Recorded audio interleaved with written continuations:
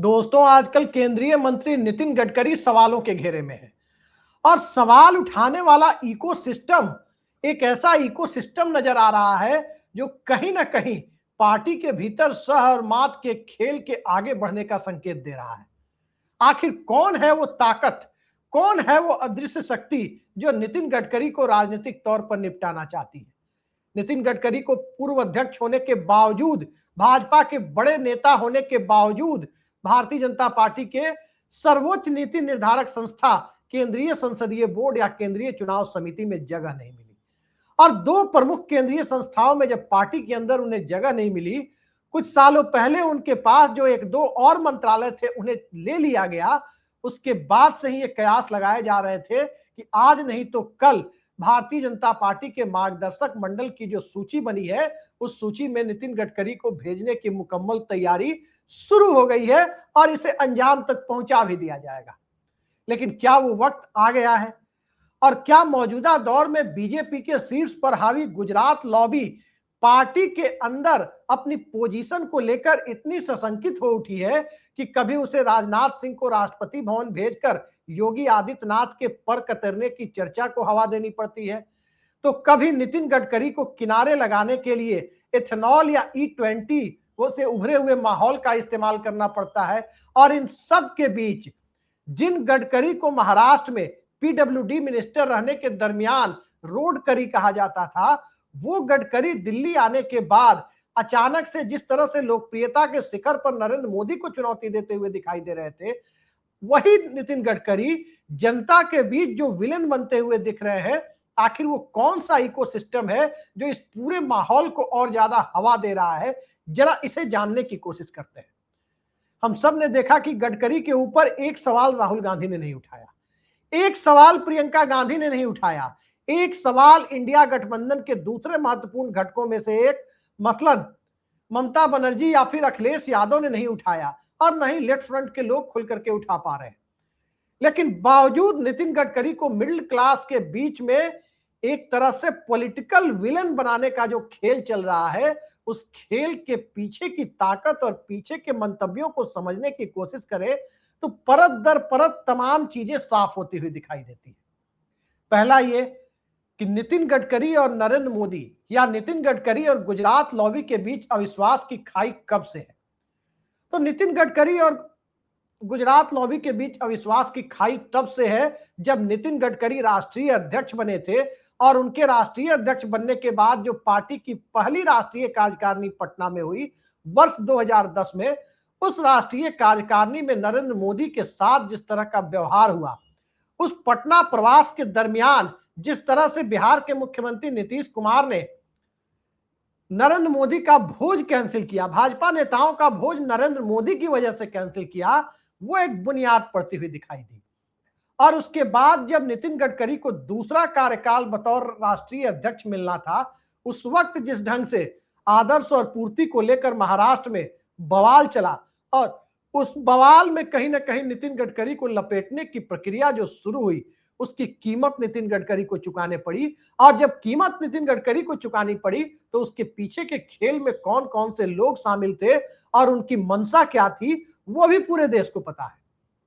मंशा दरअसल ये थी कि नितिन गडकरी ने नीतीश कुमार समेत एनडीए के उस वक्त के कई नेताओं को, यहां तक कि भाजपा के बड़े नेता लाल कृष्ण आडवाणी तक को यह आश्वासन दे रखा था कि नरेंद्र मोदी को वो बतौर राष्ट्रीय अध्यक्ष पीएम कैंडिडेट नहीं बनने देंगे।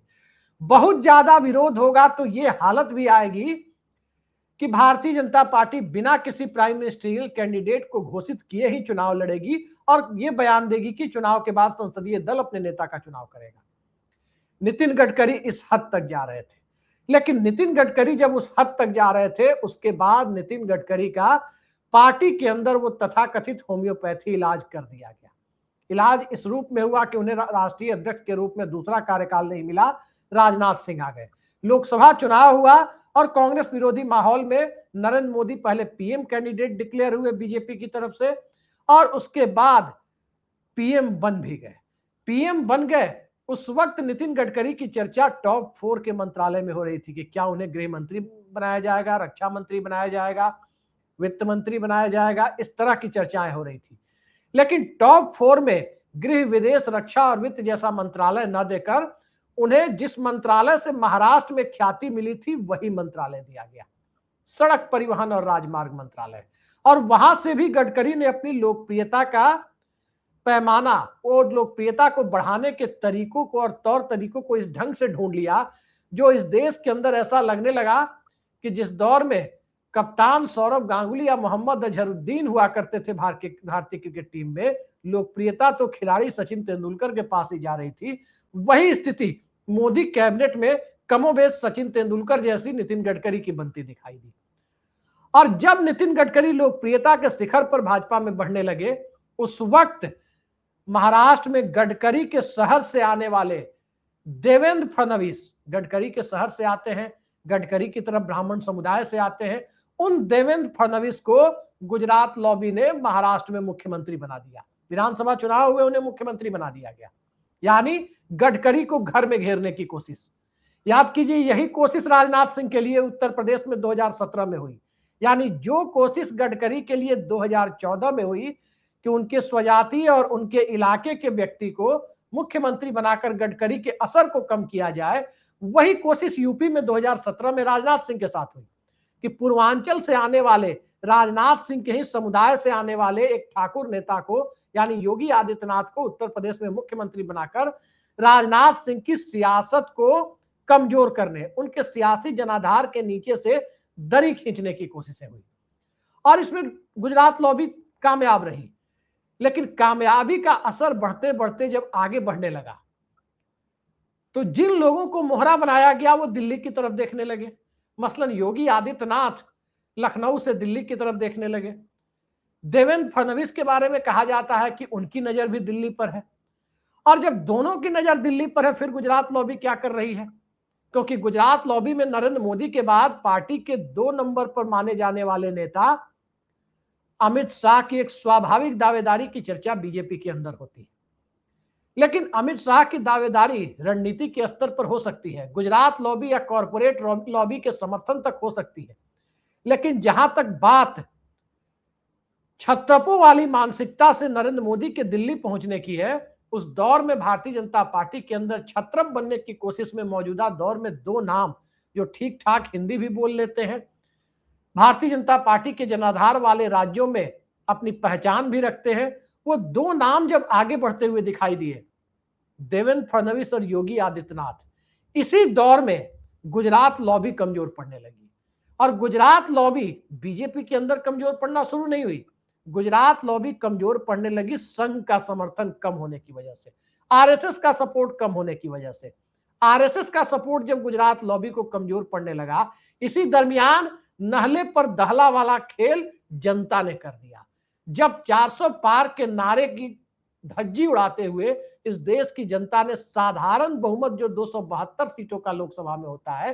वो भी गुजरात लॉबी को नहीं दिया, महज 240 पर भारतीय जनता पार्टी को समेट दिया। और 240 पर समेटे जाने के बाद कुछ लोग तो संजय जोशी के बीजेपी के अंदर वापसी और राष्ट्रीय अध्यक्ष पद पर उनकी ताजपोशी की भी चर्चा करने लगे कि अब संघ संजय जोशी को पॉलिटिकल कोल्ड स्टोरेज से निकालकर अचानक से ऊपर ला सकता है। लेकिन इन चर्चाओं को ज्यादा बल नहीं मिला। गुजरात लॉबी येन केन प्रकारेण एनडीए के बैनर तले फिर से काबिज हो गई, लेकिन चुनौतियां बढ़ती चली गई। और जब चुनौतियां बढ़ने का दौर आया और उसी बढ़ी हुई चुनौती के दौर में एक तरफ योगी आदित्यनाथ की चुनौती, दूसरी तरफ देवेंद्र फडणवीस की चुनौती, लेकिन इन सब के बीच लोकप्रियता के पैमाने पर नितिन गडकरी ऊपर दिखने लगे, तब नितिन गडकरी के खिलाफ एक इकोसिस्टम भी सक्रिय हुआ। ध्यान रखिए, यहां मैं कहीं से नितिन गडकरी का बचाव नहीं कर रहा हूं, क्योंकि नितिन गडकरी के समय में जो सड़कें बनी है, उतनी वाहियात सड़कें इस देश में किसी भी मंत्री के कार्यकाल में नहीं बनी है। निश्चित तौर पर उसकी सीएजी जांच होनी चाहिए और दूध का दूध पानी का पानी होना चाहिए कि नितिन गडकरी के समय में जहां सड़कों में और हाईवे एक्सप्रेसवे में इतने गड्ढे नए बने हुए सड़कों में दिख रहे हैं, इतने ज्यादा गड्ढे और इतना खराब कंस्ट्रक्शन तो किसी दौर में नहीं हुआ। आखिर गडकरी ने किसे ठेका दिया? आखिर गडकरी के मंत्रालय ने किसके दबाव में खराब ठेकेदारों को मौका दिया? ये सवाल और इस पर गडकरी को घेरा जाना चाहिए था। लेकिन 12 सालों से इस सवाल का जवाब देने के लिए और घेरने के लिए गडकरी क्यों नहीं मोदी शाह की लॉबी को दिखाई दिए? ये एक सवाल अपनी जगह है। और अब इथेनॉल और E20 के मामले में गडकरी को घेरने की जो कोशिशें हैं वो कोशिशें अनायास ही तेज नहीं हुई है। एक तो गडकरी की जुबान है कि गडकरी भारत सरकार में मंत्री हो गए हैं, अब वो बिना जिम्मेदारी वाले नेता नहीं है, ये गडकरी समझ ही नहीं पाए। जब मोदी की सरकार बनी थी और गडकरी मंत्री बने थे, उस वक्त एक खास साइज की, एक खास पावर की बैटरी को लेकर के उन्होंने बयान दे दिया था और फिर उनके ऊपर आरोप लगाने वाले लोगों ने कई सारे आरोप लगाए कि इस तरह की, इस पर्टिकुलर बैटरी के निर्माण में कथित तौर पर उनके परिवार के लोग लिप्त थे। जब अब इथेनॉल का मामला सामने आया तो गडकरी के बयान सामने आए, पुराने बयान निकाले गए कि गडकरी कभी इथेनॉल की पैरवी करते थे और उनके बेटे खुद इथेनॉल की कंपनी चला रहे हैं। मामला और बिगड़ता हुआ तब दिखाई दिया जब पटना के, बिहार के एक यूट्यूबर, जिसके बारे में नितिन गडकरी ने भी एक इंटरव्यू में बहुत कुछ कहा है, एक यूट्यूबर ने, मनीष कश्यप नाम है उस यूट्यूबर का, उस यूट्यूबर ने अपनी गाड़ी के, अपनी टोयोटा गाड़ी के खराब होने का आरोप सीधे सीधे गडकरी के मंत्रालय के कथित प्रयोग पर मढ़ दिया कि एथेनॉल मिलाने की वजह से, बकौल मनीष कश्यप, एथेनॉल मिलाने की वजह से उसकी गाड़ी खराब हो गई। इस तरह के आरोप लगा दिए गए और उसके बाद से गडकरी की इमेज और ज्यादा बिगड़नी शुरू हुई। पूरे देश से खबर आने लगी, पेट्रोल पंप पर पेट्रोल पंप चलाने वाली कंपनियों ने भी होर्डिंग लगा दिए कि एथेनॉल मिश्रित पेट्रोल का इस्तेमाल जब आप कर रहे हैं तो समय समय पर टंकी, इंजन वगैरह की जांच कराते रहें, क्योंकि कोई गड़बड़ी आएगी तो पेट्रोलियम कंपनियां जिम्मेदार नहीं होगी। इससे इसको और हवा मिली, लेकिन असल और मूल बात जो है वो आम लोग समझने के लिए तैयार नहीं है या उन तक पहुंच नहीं रही है। पहली बात तो ये कि जब गडकरी केंद्र सरकार में मंत्री हैं तो अपने मंत्रालय से ज्यादा जितना सरकार की तरफ से कहा जाए, कैबिनेट की रिस्पॉन्सिबिलिटी के अकॉर्डिंग उन्हें उतना ही बोलना चाहिए, या फिर अगर वो असहमत है तो सरकार से बाहर आ जाए, इस्तीफा देकर। सरकार में रहकर और सरकार में दूसरे मंत्रालय और दूसरे विभाग के मामलों पर बयान देकर गडकरी अपनी गर्दन फंसाते हुए चले गए। जैसे बैटरी के मामले में बोला था वैसे एथेनॉल के मामले में बोल दिया, और जब मामला बिगड़ने लगा उसके बाद में अब उनका बयान आ रहा है कि देश में जितना भी एथेनॉल उत्पादन होता है उसमें 1% से भी कम, 0.07% एथेनॉल उत्पादन में गडकरी परिवार की हिस्सेदारी है पूरे देश के अंदर, यानी 1% से भी कम की हिस्सेदारी है। अब वो कह रहे हैं, लिहाजा इथेनॉल के मामले में कोई बड़े प्लेयर नहीं है, ये उनका कहना है। लेकिन तब तक देश के अंदर गडकरी के खिलाफ एक माहौल बनाने में लोगों को कामयाबी मिल गई। रही बात एथेनॉल या E20 की, तो सामान्य सी बात है कि चावल, गेहूं या गन्ना, मक्का जो भी उपजता है उससे संबंधित मंत्रालय कृषि मंत्रालय है। जब उसके प्रोडक्ट को प्रोसेसिंग के लिए ले जाया जाता है तो उस प्रोसेसिंग के मामले में वो विभाग हो जाता है खाद्य प्रसंस्करण, फूड प्रोसेसिंग विभाग, जिसके मंत्री चिराग पासवान है। और जब ये मामला इथेनॉल, E20 या पेट्रोलियम का हो जाता है तब वो विभाग पेट्रोलियम मंत्री का हो जाता है। फिर इसमें नितिन गडकरी कहां आते हैं? नितिन गडकरी का विभाग तो सिर्फ नॉर्म्स तय करता है और वो भी कैबिनेट की सहमति से, और कैबिनेट ही एक तरह से तय करती है। मंत्रालय अकेले कुछ नहीं करता है इस मामले में कि भाई BS4 या BS3 या BS5 जो भी इंटरनेशनल लेवल पर स्टैंडर्ड है पेट्रोलियम प्रोडक्ट्स के, उस स्टैंडर्ड का पेट्रोल या डीजल बेचा जाएगा, ये काम मंत्रालय के गाइडलाइंस के द्वारा तय होता है। उनका काम सड़क मत बनाने का है, पेट्रोल और गाड़ी का काम, और वो मंत्रालय नितिन गडकरी के पास है भी नहीं। लेकिन आज कहीं भी पेट्रोलियम मंत्री एथेनॉल के लिए चर्चा में नहीं है। कहीं भी कोई ब्लेम नहीं कर रहा कि पेट्रोलियम मंत्रालय की गड़बड़ी है। कहीं भी कोई ये ब्लेम नहीं कर रहा कि कैबिनेट ने ये फैसला लिया है और कैबिनेट की तरफ से 20% एथेनॉल पेट्रोल में मिलाने की परमिशन दी गई और उससे कुछ लोगों का मानना है कि गड़बड़ी हो रही है। ये ब्लेम सड़क परिवहन मंत्रालय के मंत्री उनके ऊपर आ रहा है, पूरा का पूरा आरोप उनके ऊपर आ रहा है। और जब गडकरी के ऊपर ये आरोप आ रहा है तब गडकरी बचाव भी नहीं कर रहे हैं। हाईवे की स्थिति इतनी खराब है कि जब दिल्ली मुंबई एक्सप्रेसवे का वो कई कई नेताओं के साथ दौरा करने निकले तो उन्हें खुद गड्ढे दिखाए गए। वो खुद गड्ढे देख रहे हैं और सड़क निर्माण में पूरे देश के अंदर जिस तरह की अनियमितता पाई जा रही है वो अब उन्हें दिखाई दे रहा है। लेकिन सवाल यह है कि नितिन गडकरी को इस समय जब सरकार 12 साल पूरे कर चुकी है, 12 सालों से वो एक ही विभाग के मंत्री हैं,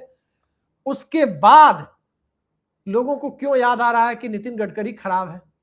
दरअसल ये खेल बीजेपी के अंदर की अंदरूनी राजनीति का है,